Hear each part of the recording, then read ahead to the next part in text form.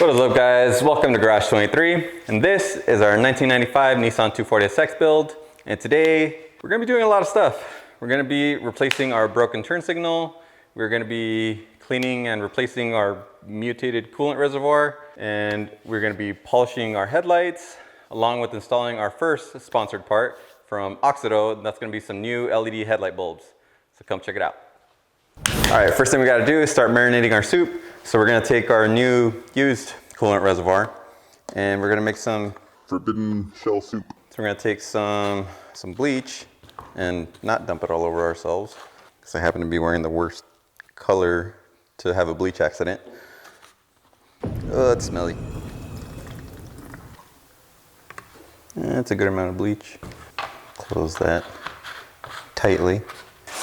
Then we got some little shell pasta that we stole from the kitchen. Leave the jacket and get out! Step 2, drop your pasta all over the floor.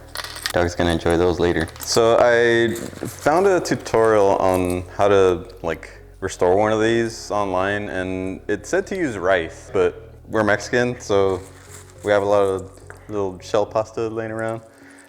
And also this pasta seems like it's gonna work better because it's more like serrated even, and it's got more edges. I feel like this would work better than rice. If you wanted to do this properly, quote, quote, you probably could get some abrasive material from Harbor Freight. I know they have little rock tumbler thingies that you can put metal parts in, and it'll tumble around with some lubricant and polished metal pieces. That would probably be the best thing to use for something like this, but we're cheap and I want to see if this will work. All right, so that's probably about enough. We have about the same level of pasta as we do bleach. So now we need to make sure this doesn't spill everywhere. So put our cap back on. Then I got this bolt from what I think is an S14 valve cover or something like that. And we're gonna cover this hose and then put our clamp back on. So that should be sealed up, this should be sealed up. The only thing we can't really seal up is this vent opening here on the side. Just gonna try and hold it with my thumb. Should be enough, we'll see. Just gonna hold it out. Okay, we're gonna let that sit for a little while longer. Now to the next piece. Okay, next up is gonna be one of the primary eyesores of the front of the car when you first see it, and it's this broken turn signal. 240s aren't as common as they used to be, especially in good condition. So this was kind of a pain in the ass to track down, especially a nice, not messed up one. And there's also aftermarket versions available on eBay and whatnot, but I don't want to use one of those flashy chrome looking turn signals, so I want to use all original stuff on this because we're trying to more or less restore it. So I held out and kept searching for a while, and we found a really nice piece.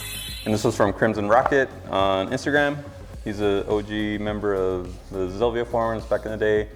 He's basically your go-to for any 240SX parts.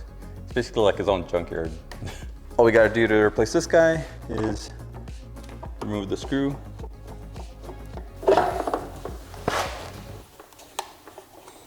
Then we unplug it. Come back. And plug the new one in.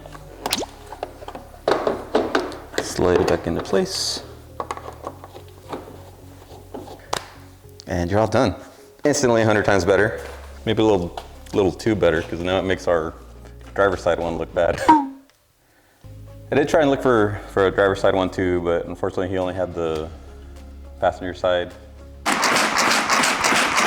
Okay, we already emptied out our forbidden soup, and you can see it kind of cleaned up some stuff, but honestly it's a little underwhelming. Didn't really clean up a whole lot. So next step is just going to be to get some Scotch-Brite pad and try to scrub the rest of it off. I got this little battery tie down thing to hopefully do that. So we're just going to tie our little piece of Scotch-Brite here with the zip tie. Start scrubbing. I left some soap and stuff still in there, so hopefully that'll help clean most of this off. Okay, after copious amounts of shaking, we got this thing looking pretty good. At least better than it was, and certainly better than whatever that is. So let's get that one yanked out and get this one in place.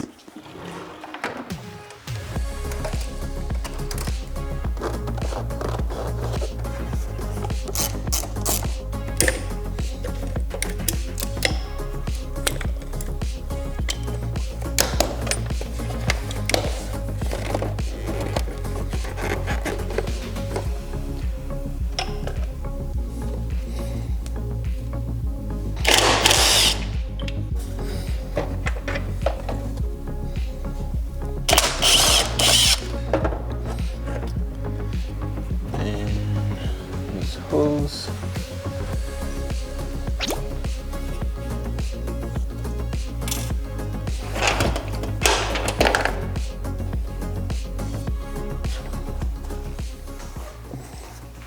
One or two. One, two. You. Ooh. Should probably vacuum some of that while we're in there. Ready?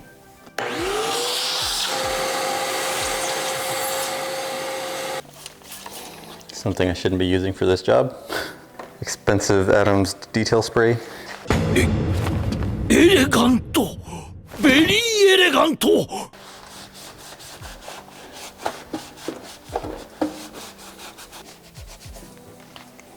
Good enough.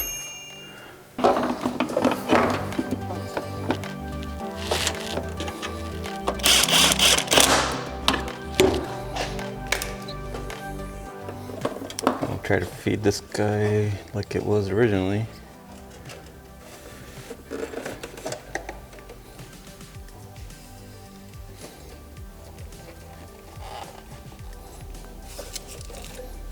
Ta-da. I put the air box back, then your filter, and the cover.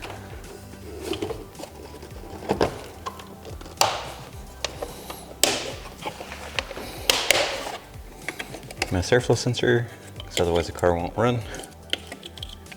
And idle, not idle, intake air temperature sensor. And this one's, I don't think we have a choice but to put a zip tie back on this because the clip is broken. So, here we got a couple of clips. I don't know if these are gonna be the right size though. Yeah, one of them works.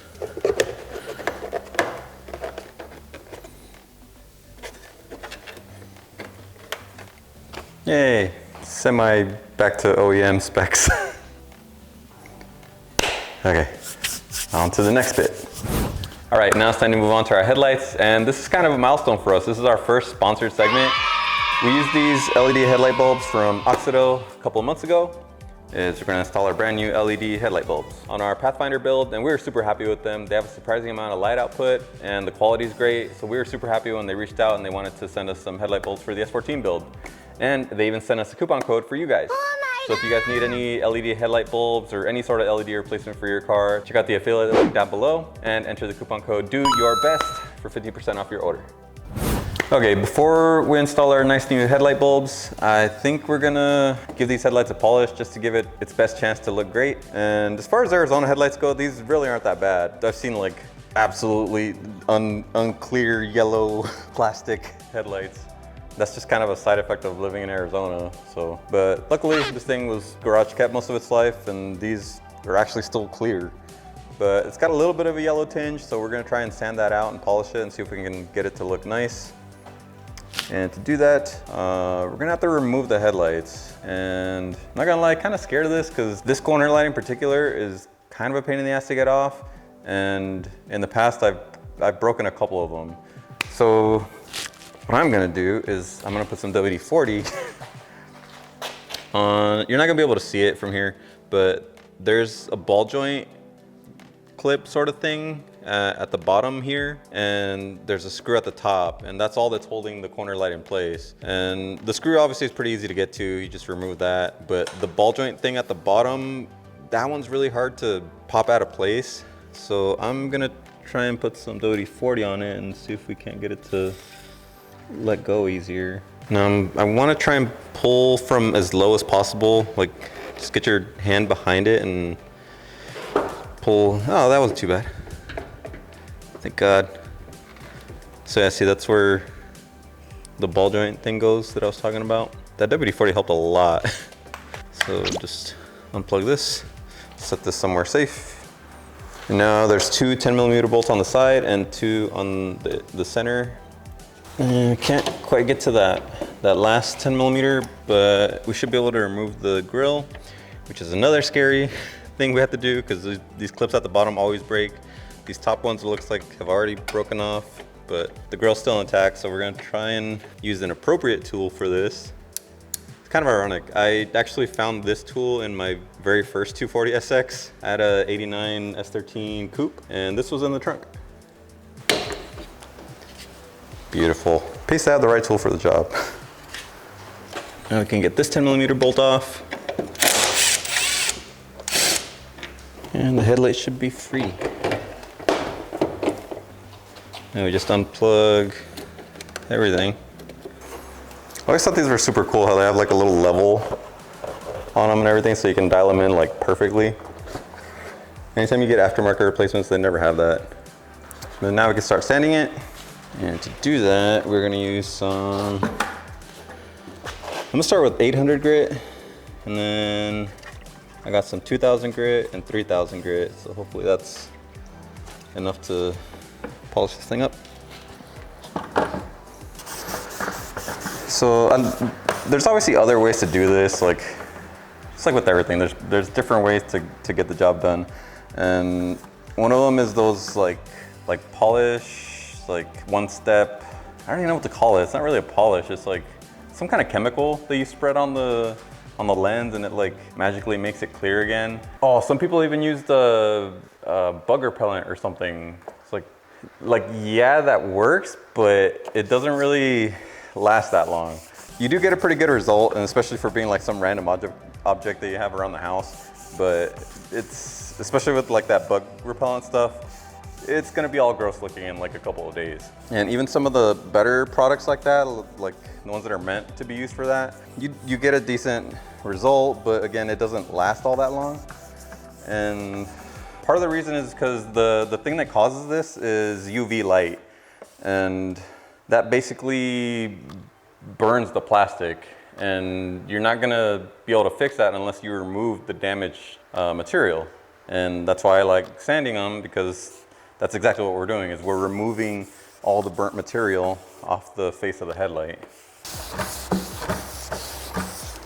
And you can already kind of tell, like where we started sanding, the foam or whatever is like very yellow, but as we keep sanding, it gets whiter and whiter. So you just want to keep going until you don't have any more yellow residue coming off the headlight.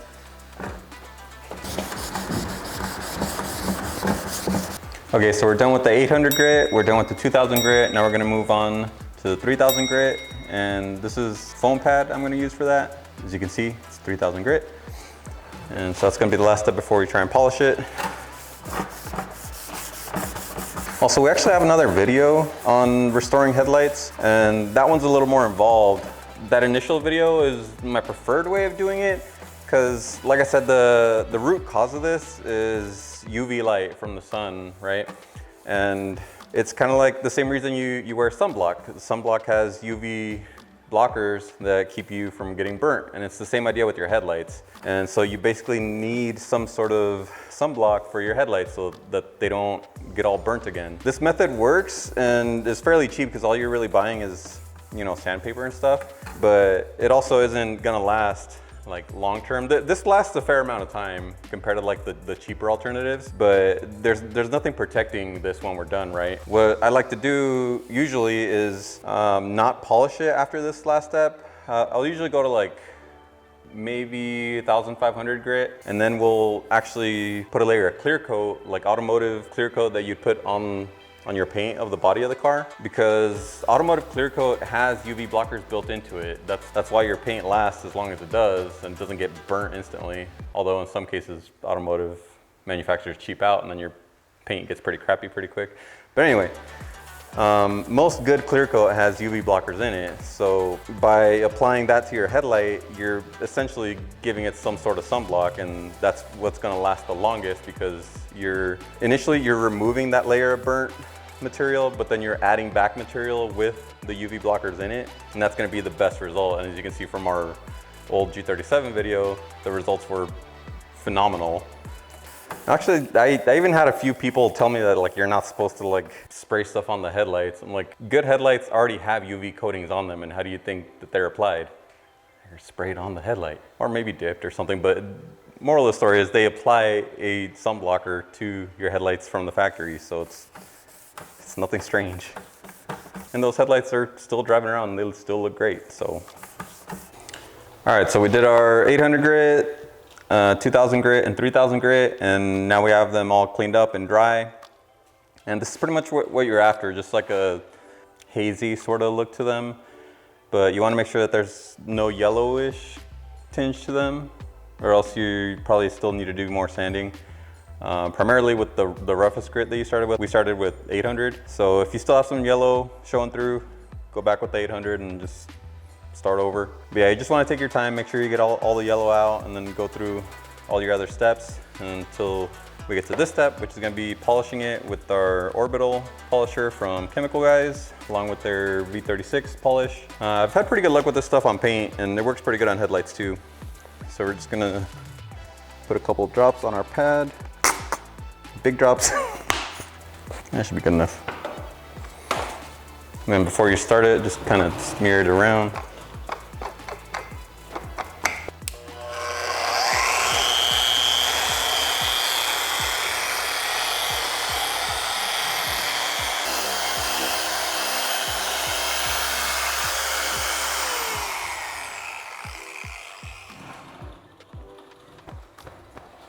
And give her a wipe down. Yeah, it looks a million times better. Maybe not a million, a couple hundred times better. They weren't super bad to begin with, but that looks significantly better. So we'll just do the other side and put everything back together. Or no, we'll do the other side and then install our brand new AUXITO LED headlight bulbs. All right, now that we got our headlights all nice and fresh looking, we're ready to install our headlight bulbs. And AUXITO also sent us these anti-flicker modules. These also serve to eliminate the indicator light on some cars, because some cars have a light on the dash that tells you if one of your headlights is out. So switching to an LED bulb from an incandescent might trigger that sort of warning light on your dash if you have one, because the resistance is different between the two. So this will take care of that, and it also helps eliminating any flicker you might have. So we're gonna install these, and they just plug right in line with your factory harness and the new bulbs. So just plug one side in like that. And then you have to figure out where to mount this. And I don't want to drill any unnecessary holes in this chassis, so I'm gonna try and use some 3M double-sided tape and hope that it's strong enough. Use 2 pieces just in case. So I also cleaned up this area behind the headlight, and I'm thinking we're just gonna try and stick it right here, since there's a pretty good empty spot. That's about the right size. All right, onto our headlight, and we can finally open our package. Ooh, Michael Jackson gloves.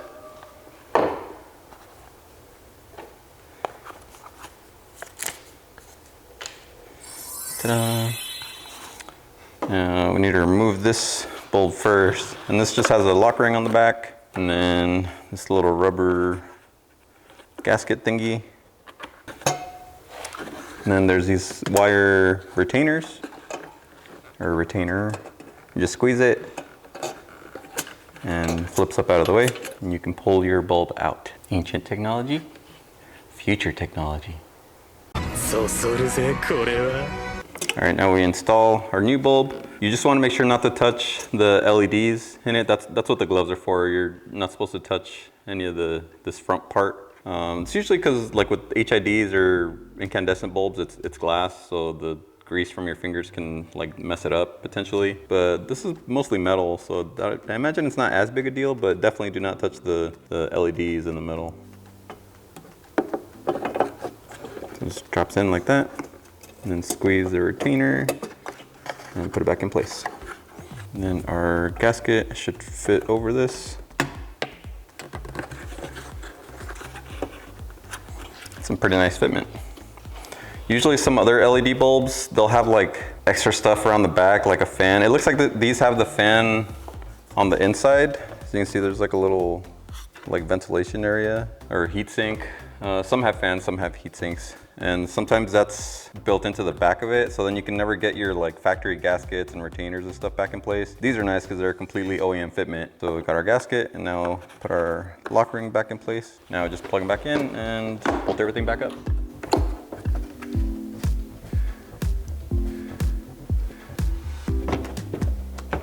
All right, before we get everything completely buttoned back up, we're gonna do a little comparison. The right side headlight, from your point of view, is the factory halogen, and the left side is the new AUXITO LED headlight bulb.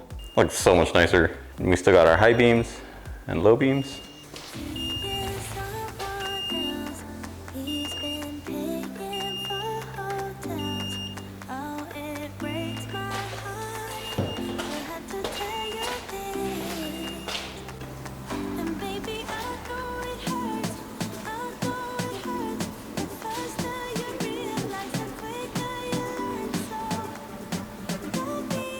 All right, we're all finished up and they're looking amazing. They're so much brighter and just like a more appealing overall color. And also I want to add, they do in fact have fans on the bulbs. You can kind of hear them. ASMR. So yeah, super happy with the results. And look even better with our new polished headlights. And yeah. It's gonna be it for this time. Thank you guys for watching. See you guys next time. Remember, always do your best.